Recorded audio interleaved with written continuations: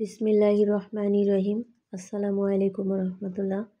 Welcome to back to my another blog. তো guys, আজ আবার কি রান্না করব সেটাই শেয়ার করতে চলে আসা। তো আজ হচ্ছে বাজার থেকে পুঁই শাক নিয়ে আসলাম।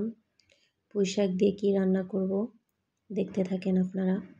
তো শুরুতেই হচ্ছে আমি পুঁই শাকগুলোকে কেটে নিচ্ছি, মানে ছোট ছোট করে কেটে নিচ্ছি এবং ময়লাগুলো পরিষ্কার করে নিতেছি।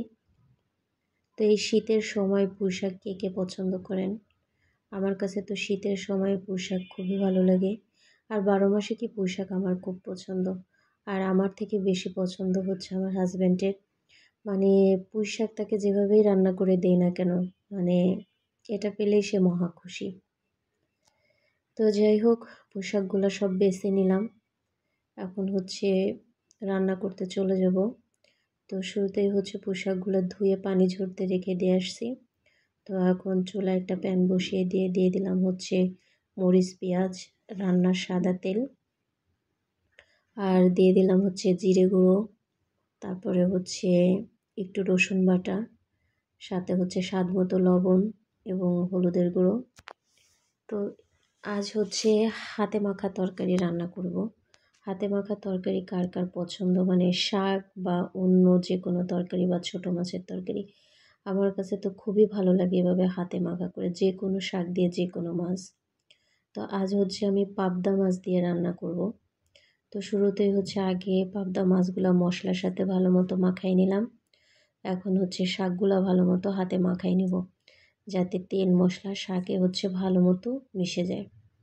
তো এটা মাখানো যতটা ভালো হবে তরকারির স্বাদ ফ্লেভার ঠিক ততটাই ভালো আসবে। তো এই তো বন্ধুরা, আমি সুন্দর করে হচ্ছিল মাখিয়ে নিলাম।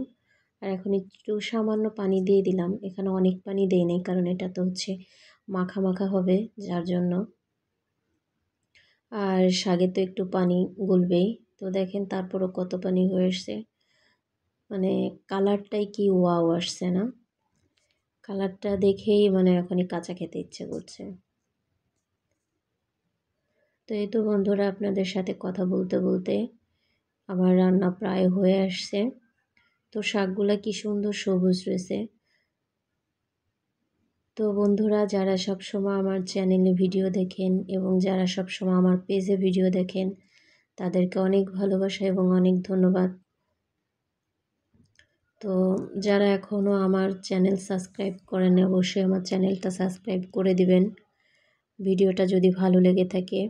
আর বেল বাটনটাও প্রেস করে রাখবেন, যাতে নিত্য নতুন যে কোনো ভিডিও পোস্ট করলেই আপনারা দেখতে পান, এবং আমার পেজেও ফলো করে রাখবেন। তো বন্ধুরা, আজকের ভিডিওটা এই পর্যন্তই। আবার নেক্সটে নিয়ে আসবো অন্য কোনো ভিডিও। তো সবাই ভালো থাকবেন। আল্লাহ হাফেজ।